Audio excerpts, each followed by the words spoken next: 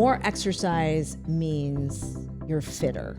You're going to live longer. You're making better decisions. Not true. It's about doing it better and making sure your body gets enough time to recover and sleep so that you can then perform at the same level the next day.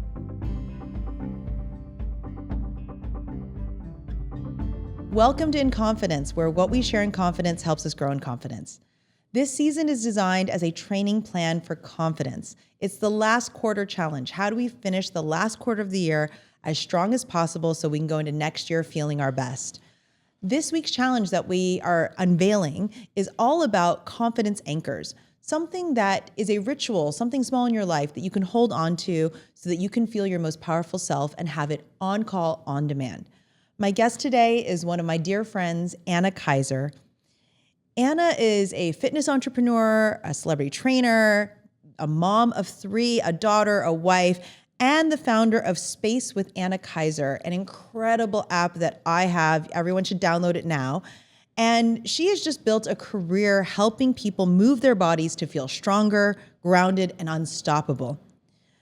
The reason I invited her on is I believe movement itself can be a confidence anchor. It's a ritual that can instantly shift your state. And I can't think of anyone better to talk about this than Anna, because she uses rituals, routines, physical practices as anchors for confidence in her life and work. She's not just my friend. She's a teacher. She's a visionary leader. And she's changed the way I think about fitness and the way people in general think about fitness, wellness, movement, and confidence. Let's listen in. Anna, welcome to In Confidence. Thank you for having me, Lisa. We've been friends we just did the count, 14 years. Almost 15. Almost 15. Yeah. Yes, this is. I like a round number. That's right. Before you met your husband, before your kids. Yes. We were Before free the and wild. were open. Yes. We were free and wild. We did were. a lot of fun things in our younger years. And we continue to. Yes, we do. All right. Now, we always start every episode with our signature question, which is, what are you proudest of in the last 12 months of your life? I love this question. So much has happened in the last 12 months of my life. So I had a baby number 3, boy number 3, such a blessing and a gift in my life. And I took a pause from teaching in person. And there's a movement with women in their mid-40s where they really reevaluate life and priorities in life. As part of Gen X, we grew up in the hustler generation. Do more, accomplish more. Your self-worth is based on your success and how much you're able to accomplish in your professional life. And then we're getting into the middle of our life, middle age, I guess, mid-40s, and we're starting to reevaluate what is life really about? What gives back as much as we put into it? And for me, that meant family. And I feel as though I have all of a sudden been placed into the life I was supposed to lead.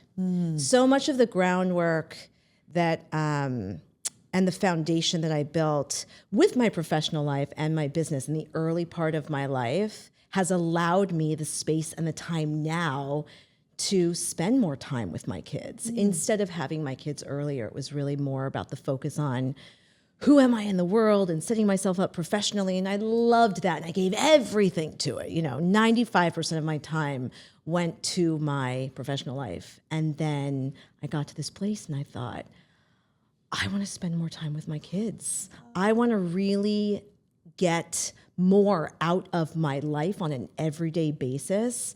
And I miss really having the time to help them grow and develop and teach them about life and everything that I've learned over the last 45 years of life. Harvard actually just did a study. Did you see this? Over the last 80 years about what allows people to live longest. That dictates how well you will live life. Longevity, how long you live, how happy you are. It's the quality of your relationships. That's it. It's not how many relationships you have. It's not how big your community is. It's the quality of the relationships that you have in your life.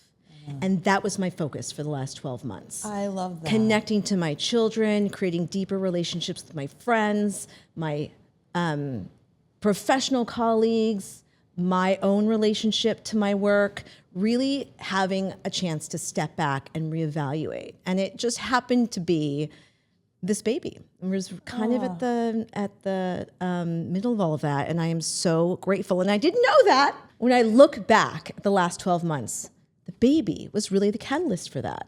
It was my own rebirth in life and starting to reprioritize. And I've known you through this entire process, so it's really lovely to see that, because I think when we met, I would say career ambition was number one. Absolutely. And I love Early hearing, 30s. the reframing of it. And for those of our audience who don't know who you are, how do you make a difference in the world? Hello. How do you describe that? Let's see. I think at different points that I would answer that question differently. Right now, I want to be I am a teacher. At the core of who I am, I really love to teach. And when I was younger and a dancer, I did not get great training. And so when I discovered that at 13, that I started dance at 8, and I was really dedicated to it. I would go 4 days a week, hours a day. I loved it. And then I auditioned for the Nutcracker at the premier ballet academy where I grew up. And I didn't get in. And I talked to the director, and she said it was because my technique wasn't where it needed to be. And I realized that I had put in so much time and so much work, and I wasn't given the proper tools and instruction to get me where I needed to be. And I had done myself a disservice by not researching that and really understanding that. However, I also trusted the people that I was working with. So I then had to retrain myself starting at the age of 13, and had great teachers and learned how important it was to understand the body and teach people about form and function and how to move safely through space. And I think a lot of people in the fitness and dance community don't prioritize that. Again, it's about how many performances can we do? How high is your leg? How much weight can you lift? But we don't start with the basics, the foundation. How do you do it well? How do you keep yourself safe for the remainder of your life? How do you set yourself up with a program that builds bone density as well as muscle, as well as improves your everyday life functionally, increases your metabolism and endocrine, and strengthens your endocrine system. And I really love teaching people how to do that for themselves through movement, through fitness, with joy and energy, and making it fun. And I felt like within the fitness community, most people were either focused on do more, get better results, lose weight, or have fun. But no one was really connecting the two. Like, let me create space to teach you how to do it well and safely and set yourself up to really get results. If you're gonna put in 5 or 6 hours a day, you should be able to do it safely and get results from that. And also have fun. Yeah. So that's what I love about what I do professionally, is to be able to offer that to people anywhere they are, in any space. And this is fascinating, because again, I've known you for so long. Describing yourself as a teacher, I love this phase of your life, because for those of you who don't know Anna well, you started out as a dancer, a professional dancer. You've been in major movies. You then became a fitness expert, and you trained celebrities. Yes. Started your own line of studios and sold them. And now we're at a stage, and so, I think from the public, you'd say, oh, she's a celebrity trainer, fitness expert, all of these things. I love that you've stripped it back. You said, I'm a teacher. At the core of who I am, yes. I love inspiring other people with data and facts, but also with energy, even with children, being able to teach them what is really important in life and having that time together, not just do, right? And shuttle from one place to the next, but really take the time to be together.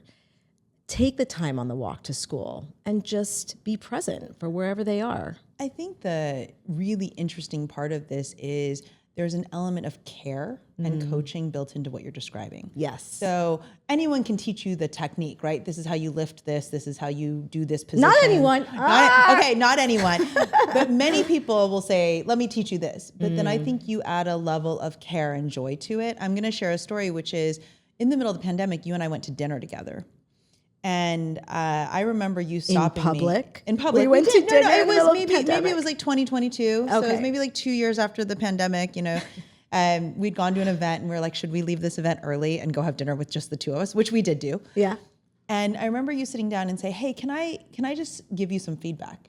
And I was like, okay, give me feedback. You're always correcting me in class, like posture, like leg lift, position. I was like, I'm happy. You're my coach. Why not?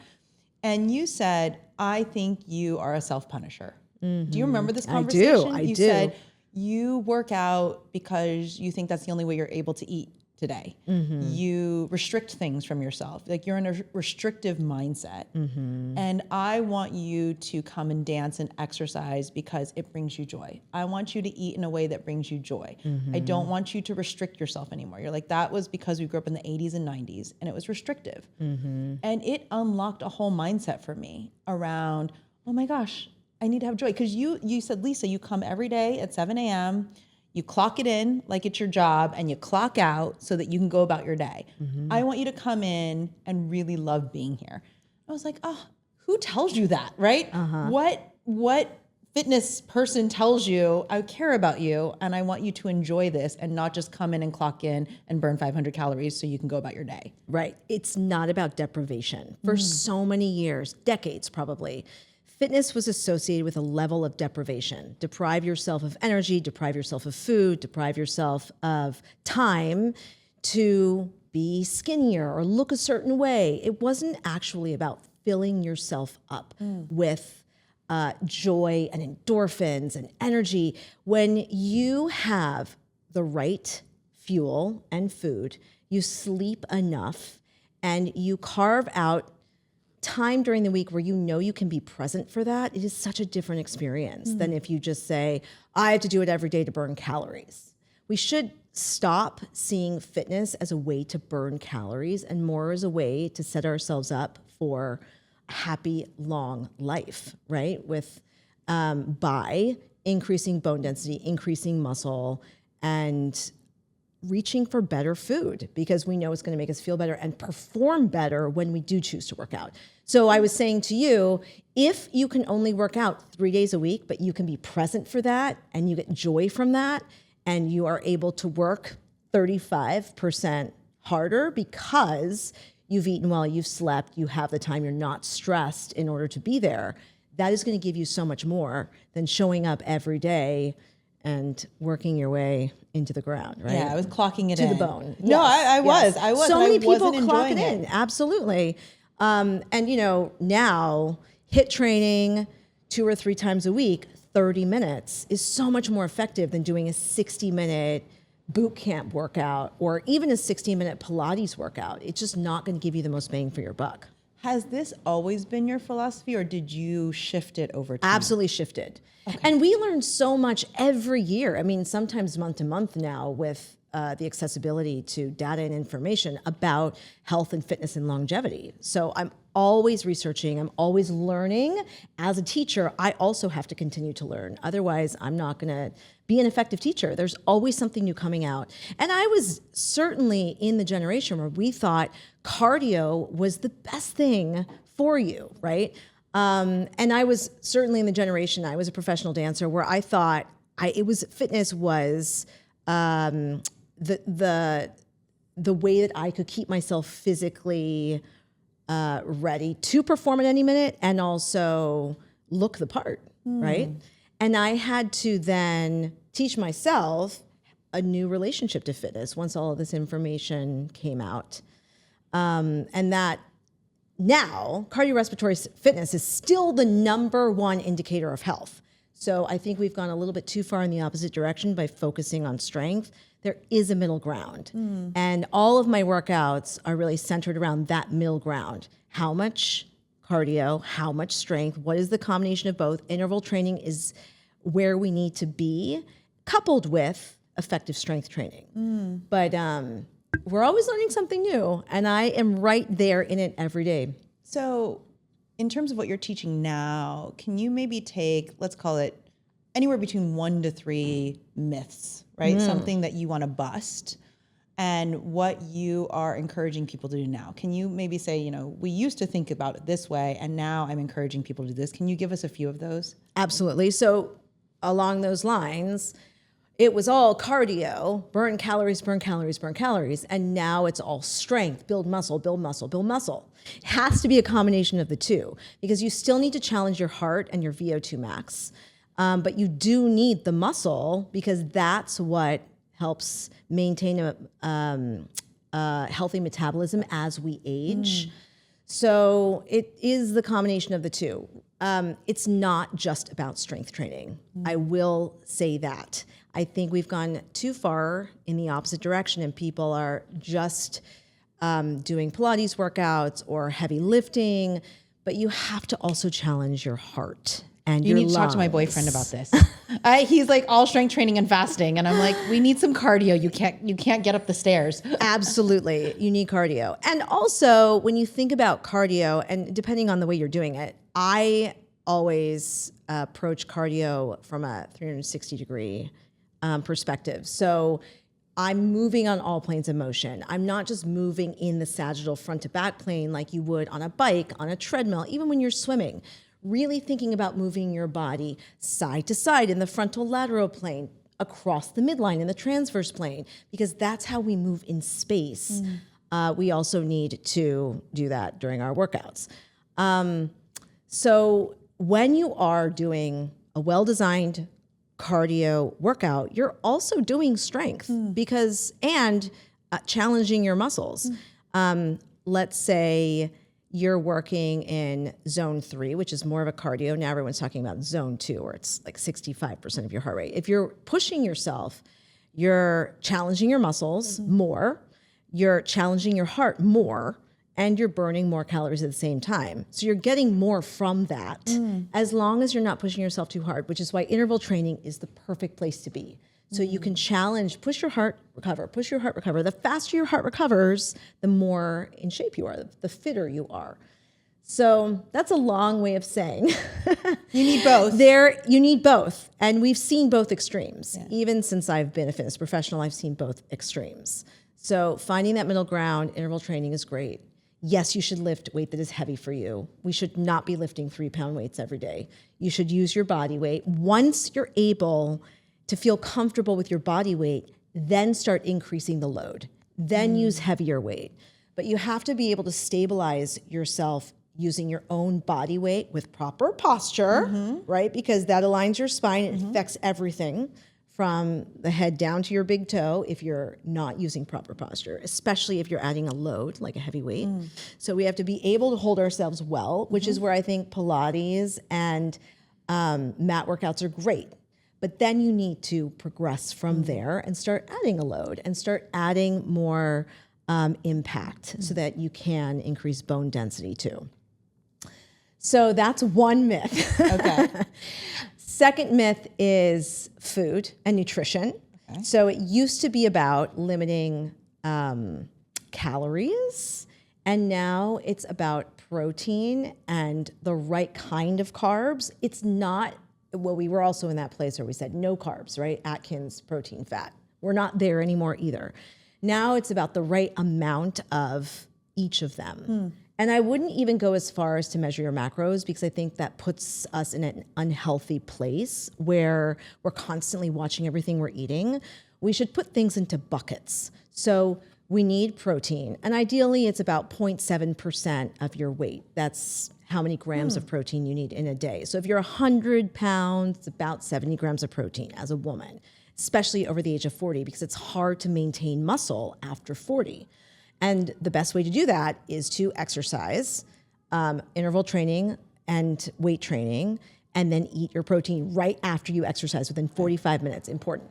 Carbohydrates, also important for muscle recovery. We don't want to cut those out of our diet, but stay within healthy fruits and vegetables and healthy grains like quinoa, brown rice, potatoes. Like you definitely want to stick with vegetables and fruits and get out of the box to anything. Anything that sits on a shelf, not part of the carbs. That's junk food.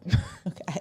Not bread, junk food. We really want to stick within whole foods, foods that come out of the ground. If it's a seed, if it's a grain, fruits and vegetables.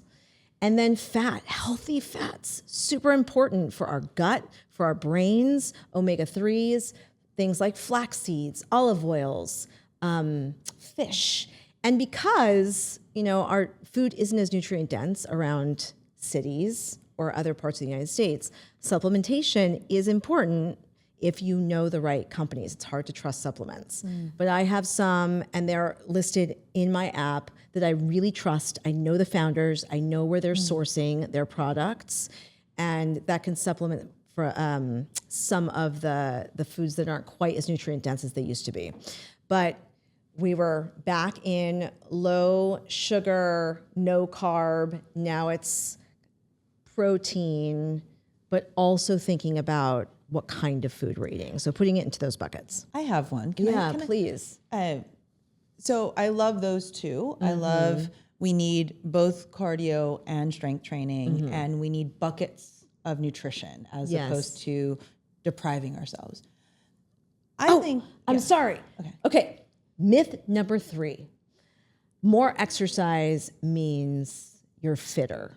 You're going to live longer. You're making better decisions. Not true. It's not about more exercise. It's about doing it better, making more of the time like we were talking about, and then coupling that with recovery and making sure your body gets enough time to recover and sleep so that you can then perform at the same level the next day.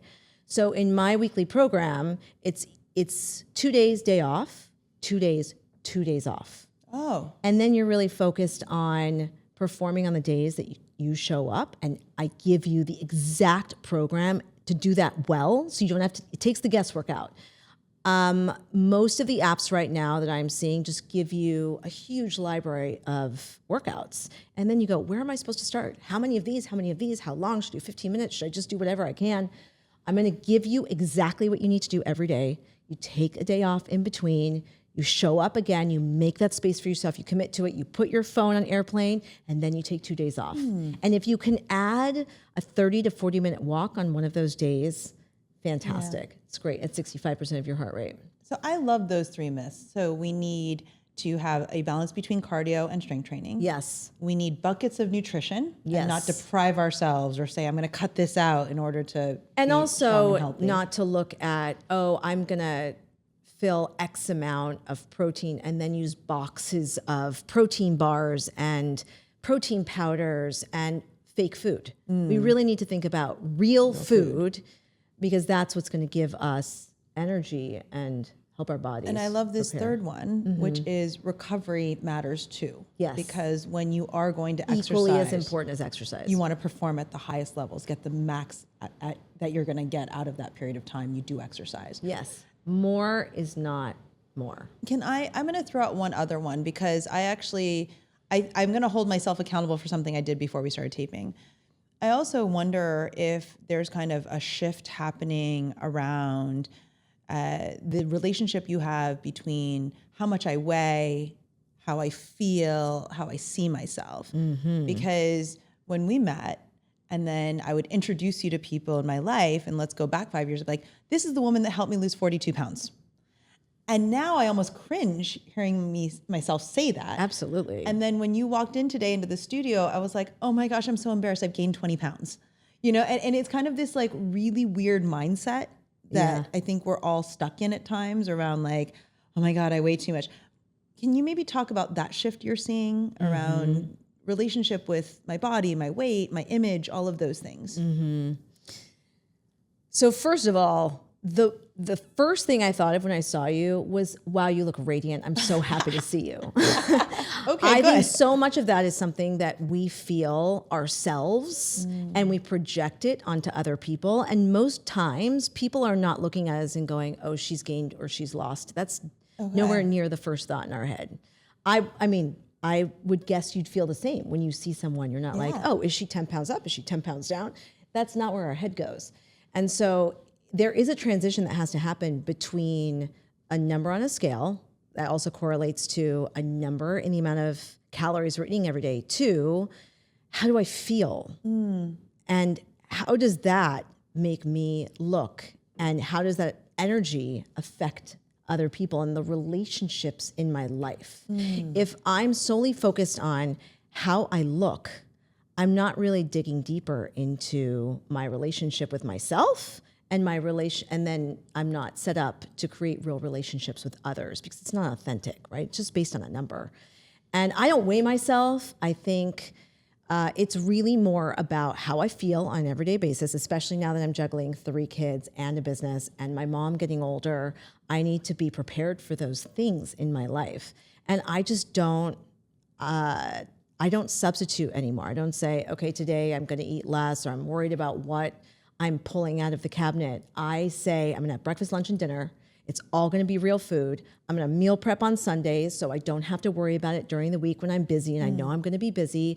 I can pull a chicken breast. I can pull a meatball out of the fridge because it's there and I know that that is going to give me so much more than grabbing a bar from a deli. And so setting myself up for success now energetically is is affecting everything else in my life, in a much better way. Well, that's actually the perfect transition because it's really a corollary to how we talk about confidence, right? Confidence isn't how other people see you. right.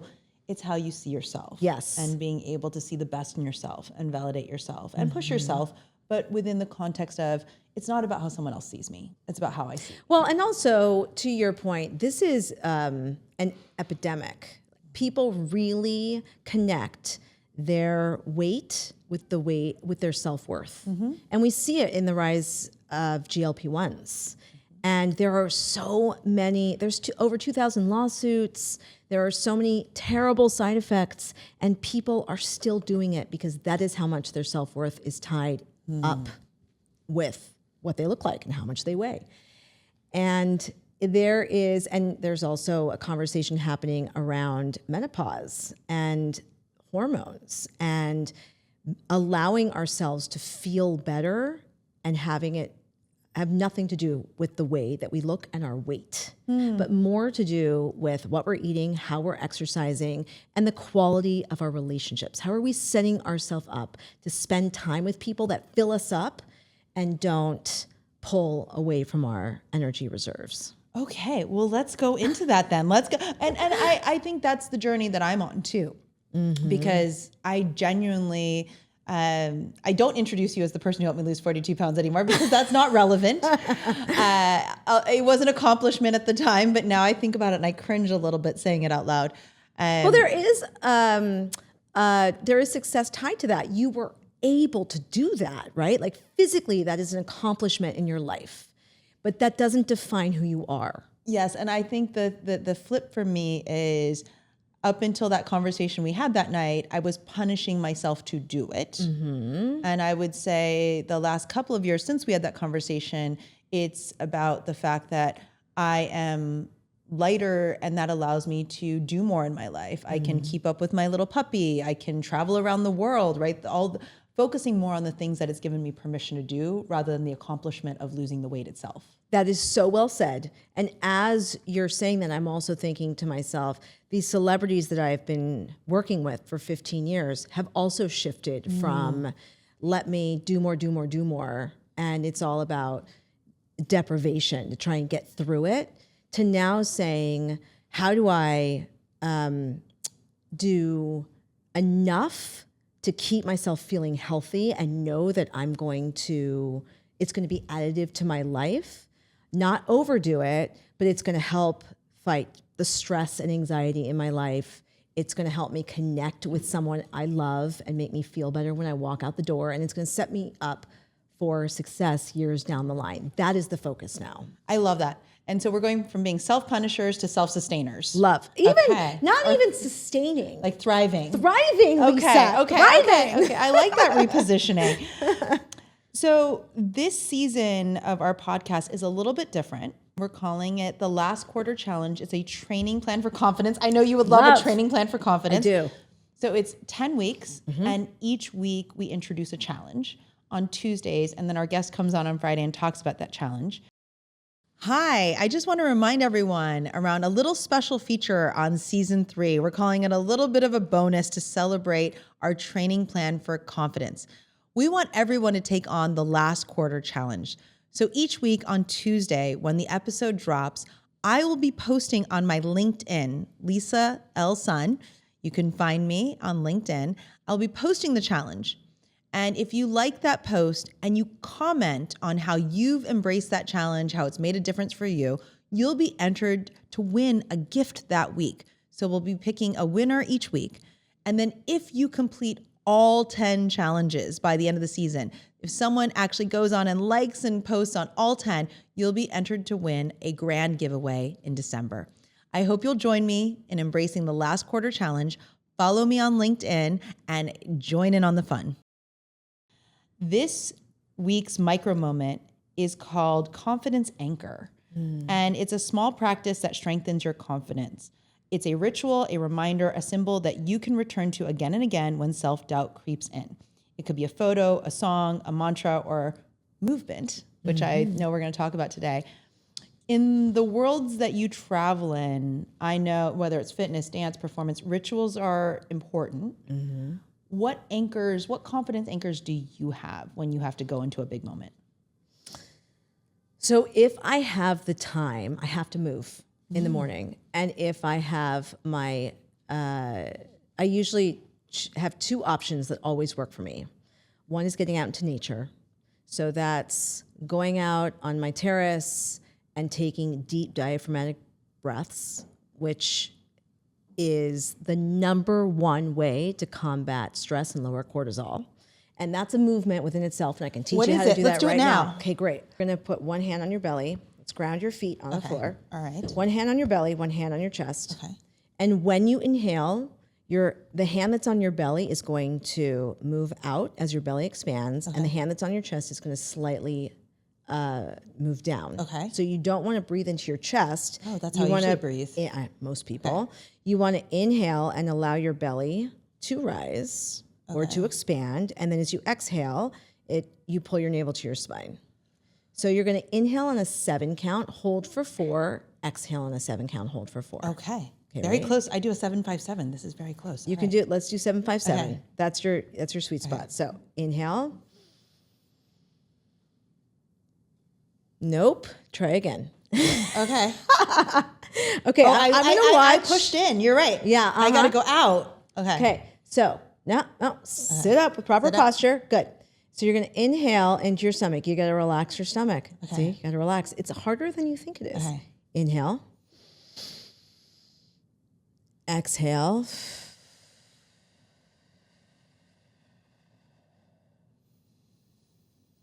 Hold. You went to your chest. Okay. Exhale. Okay, so I really want you to drop the breath down. Feel as though there's an anchor dropping into the chair, and then exhale. Good, you're gonna drop the anchor as you inhale and let that belly expand. Better. Keep going, keep going, keep going, keep going. Almost push it out, and then exhale. Okay, one more time. Drop the anchor, push out. And you're still going up in your chest. Exhale. Okay, I'm going to try it again. Good, good. Right. Inhale. Good, better. Exhale. Do one more big one, big one.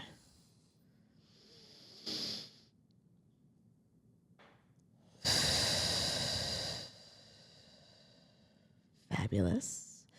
All So right. in an ideal world, if we have a yoga ball, a Swiss ball, and we can anchor our pelvis on top of it, and then really allow the weight of our belly to expand That's and different because open. when do you ever let your belly just go? Hang like out. I am like, okay, I I'm always trying to know. suck it in. And Yeah. But it's similar to what we were talking about. You'd think, oh, if I let my belly hang out, bigger, wider, whatever. It's about how much you can expand and how much you can contract. Oh, okay. Similar exercise. It's not just how much you do, it's also how much you release. You have to have the right balance between the two in order to really improve your lung capacity, be able to relax your nervous system and be present in that. And the more you I just got a did head it, rush. I feel good. I feel very oxygenated. the more breaths you took, the closer you got to really allowing your go. body to relax into that diaphragmatic breath. So when you're busy and there's a lot going on, you're a busy professional and you're not used to doing something like this, you have to create space to learn how to do it. Once you understand how to do it, you can get there within 3 or 4 breaths. But I have some of this breathing available on the app under the prenatal section. It's so important for everyone, not just women who are, preparing for childbirth. This is the number one way to regulate your nervous system, decrease cortisol, decrease stress. And if you could do it out in nature with all of those added ions, whether it's by the ocean, in a forest, in Central Park, you get so much more as well. I do feel better. And, I do an exercise called 757, and I have people imagine the best moment of their life in the last 12 months while they're inhaling. Love. So now we're going to add diaphragmatic breathing to that because I usually just do it in my chest. Now it's got to go all the way to my belly. And by the way, most dancers have to breathe into their chest because they're holding themselves and moving. So when I'm teaching dancers about diaphragmatic breathing, they have a really hard time with it too. You'd think, oh, they're movement professionals. They would understand. Yeah. It's not easy for anyone. It's hard to let go. To figure out how to just let your belly expand because we're so used to keeping our guard up and moving through the world. And so many of us hold so much tension and stress in our neck and shoulders that releasing that and putting it into our belly breathing is very challenging. Okay, I love that confidence anchor because you can be Yes. present, you can be really centered. And it's movement based, but you have to give yourself time to learn how to do it well so that you can do it quickly, within a few breaths. Yeah, I'm going to practice letting go. It's hard with all the cameras. Yes, no, it's hard to let go with all the cameras. It is. And the person I respect so much watching me do it. So that's one. The second one is having a great workout surrounded by people I love. And just giving me that great energy and that confidence to go and do that hard thing. I got to do that with you a month ago. Yes. And you remember I hugged you and I said, I love you. And this just made my day. Yes. I came back and told Claire on my team, I was like, that was the best moment of my Friday. It really fills you up in such a wonderful way. And why? What's the science behind It's it? shared energy. So there isn't an exact science around energy. It's not something that we've put time and money into researching, but people have found, again, along this, the quality of your relationships, that intrapersonal energy that's shared, especially when it's combined with exercise and engaging your muscles, which will act as an endocrine organ once they're engaged. It just elevates all of the positive benefits at the same time. So if you're with someone that you love, great. If you're exercising, you're giving your body that amazing fuel and energy and activating your muscles, great. If you combine those, superpower. Okay. Now, what about if you have to go in to teach or you have a high anxiety moment? Do you have a ritual? Diaphragmatic breathing. Okay. Yes, me too. But what I normally do is start at the top of my head, tuck my chin to my chest, and then slowly roll down through my spine, decompressing my spine and trying to create some space between each vertebrae. That is going to release endorphins, just stretching your body. Most people don't know that. Stretching will release endorphins, especially within your spine and your fascia.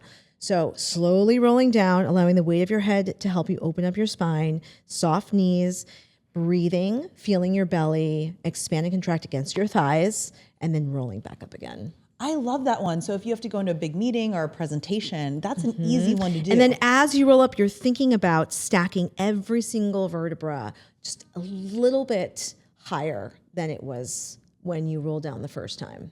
So you're standing taller, you're stacking yourself on one vertebrae on top of the other and coming to stand at a better, more confident, grounded place than you were before you rolled down the first time. I think you just beat out Amy Cuddy's Wonder Woman pose, right? Posing like this for 2 minutes before a meeting. I can't do that. I've tried. For me, it's too static. I need to move and get myself there. I can't just expect myself to show up and be ready in that sort of static moment. I really do need to find it through movement. Yeah, there's a lot of science now around professional speakers talk about being able to listen to a song and wiggle their body and dance around before they go on stage. Yeah. I imagine the endorphins are more important than just posing. You Yes. wanna, I love the idea of rolling down because I always have neck issues. I feel like when I do yoga and I hang in a downward dog or just And you hang- let yourself release at the bottom. my neck always Exhale just cracks a little through bit. your lips and just say,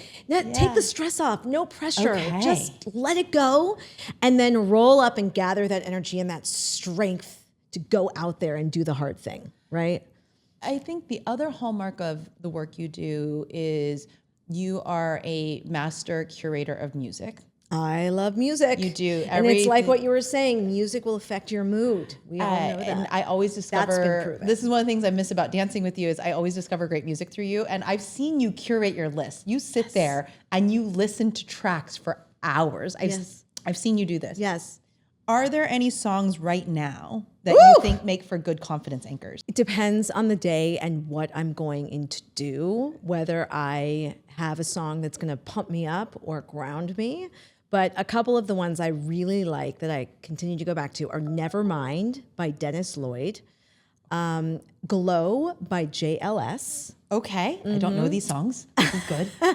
and Making a Move by Lady Bree. Do you have a story or any example where a client discovered movement or a ritual that became their confidence anchor in tough moments? I mean, for me, I knew that if a BTS song came on during any of workouts at your studio, I could get through that leg lift situation. But is there an example that you can think of where there was like something you did together or for a client that became their anchor? Yes. So I was working with Alicia Keys, and I found this great remix of ABC, like from the Jackson 5, but it was a remix of it. And I played it in our session, and she goes, wait, what is this? And I told her what it was. And then a few months later, she launched her new album in Times Square in the middle of New York City. And guess what song she walked out to? No. The Yep. remix that you had the chosen? remix of ABC. That was the song that made her feel powerful and confident enough to get out in the middle of Times Square and present her new album. So for someone listening who doesn't consider themselves fit or coordinated, what's something simple that they can adopt today to remind them of how strong they are? Well, first of all, I think it's important to give yourself grace. You are starting where you are starting. It doesn't matter if X person is here or you want to be here or this is what you think, where you think you should be. This is where you are now. And look at what an amazing job you have done with life, getting to where you are now. And you're just going to go up from here. So anything you do today is going to be better than what you did yesterday, right? Because you're making better choices, different choices, educating yourself, and taking on something new. So always start there. The second thing is do hard things. You know, as we get older, and I'm seeing this with my mom now, it gets harder to do something new and learn something new. But that's how we continue to be inspired by life and each other and bringing new things to conversations. So trying something new and getting out of your comfort zone, while that is something you've probably heard in fitness experiences at some point, it really applies to everything in life. Challenge yourself, and do something that's a little bit hard for you. Try not to stay in the realm of what you've done leading up to now. And I try and push myself, especially after a baby. I know I need to get back because that's where I live and that's where I am most confident. And the way that I do that is to surround myself with great people. And I know I need a space, and I need people that I love around me. And that does it for me. And it's capturing, what is that for you? What makes you feel the most powerful? Is it your relationships and friends and bringing them into the space with you? Is it getting out of the house and having time and space just for yourself to be present? Is it therapy? Is it date night with your husband? Like, when do you feel the most powerful and happy? And then doing more of that. But I think starting with grace is always the most important thing, because we have all done an amazing job getting to this point in our lives. I like that as a confidence anchor. Yeah. Just taking a moment to recognize how far you've come and not beating yourself up about where you are. Yes. I really love that. Or what's happened before getting here, you know? Well, I would say no regrets. Before we met a decade ago, I did not think I would ever do dance cardio. And you convinced Most people me, don't, I think. But I'm actually a hard sell. Yes, and you are that. a hard I'm sell. a hard sell. We started on the treadmill. Yes, we started on a treadmill, and now I love dancing. Yeah. And one of the things you taught me was, look, you got to learn a new dance every 2 weeks. It'll move your brain. It'll force you to think differently. You'll be more creative. Just learning something new will force you into a different mindset. And that changed my life. Like, And movement is a great way to do that, because there are so many possibilities. And as a choreographer, I love coming up with new and creative ways to spin simple movements so that your body has to just change it slightly. It doesn't have to be a big change. But let's say you're doing a jumping jack. Maybe it's a different song and a different tempo, and that is different for your body.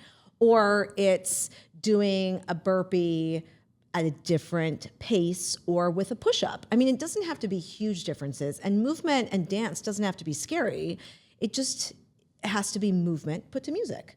So you start somewhere. You know, it doesn't have to go from being I'm not coordinated to I'm performing a dance. There's a lot in between that, which is why we started on the treadmill, because the treadmill got you moving, right? Sometimes it's hard to get yourself to move in space. So that's a great way to get yourself moving. And I challenge you, if you're at, let's say, the gym, and you get on the treadmill and it gets you moving for 5 minutes, and then put the video on. And your brain is going to be in a place where it's already used to movement, and you don't necessarily have to just get yourself to do that from like static Wonder Woman pose to dancing. There's an in-between that just gets your body moving, and then it's that much easier. And I'm just going to put a plug out there for your new app. Or Thank it's not you. new. It's been around. It's been around. But it is chock full of confidence anchors, because Absolutely. I travel with it. I know I always send you a photo or a video of when I travel with it. And I find a little space in the gym at whatever hotel I'm in, and I prop up my phone or my iPad, and just even doing 20 or 30 minutes. Sometimes I don't even get to the full 45 minutes or an hour. And I just feel better to go and tackle my day. I will tell you, a few weeks ago, I was traveling and I was exhausted. I was in Vegas and I was jet lagged. I wasn't on till the afternoon.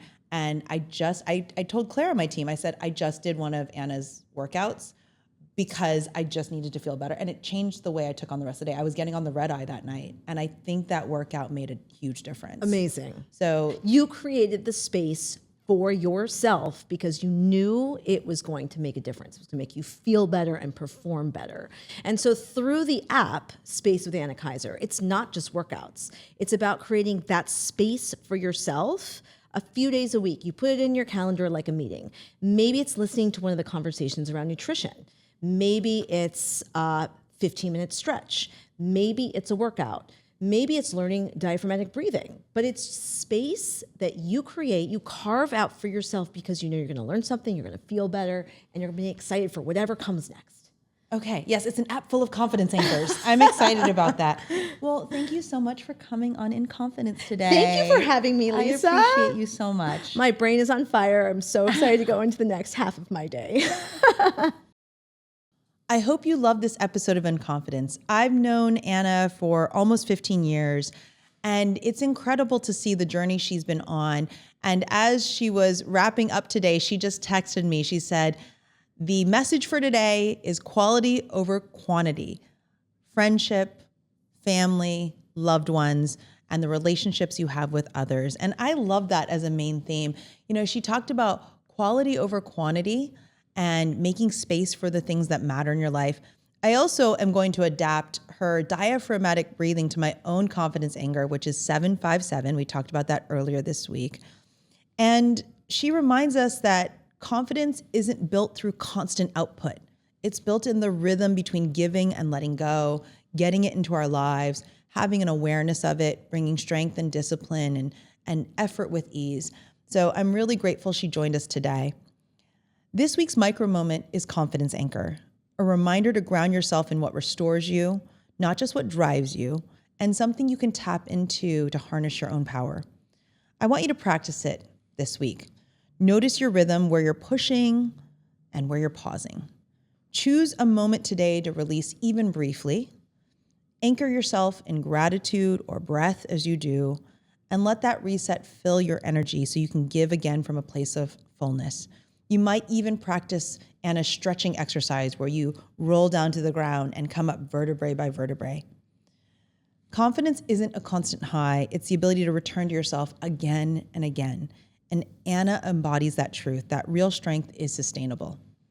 So it's your turn. Where are you going to find your confidence anchor this week? Where are you going to find your balance? And please share your confidence anchor moment with us on social media so we can celebrate alongside you. If you love this episode, I hope you'll share it with someone who needs to hear it today. Subscribe so you never miss a moment of inspiration. And in the words of my 9-year-old self, I see you, I value you, and I believe in you. This is In Confidence.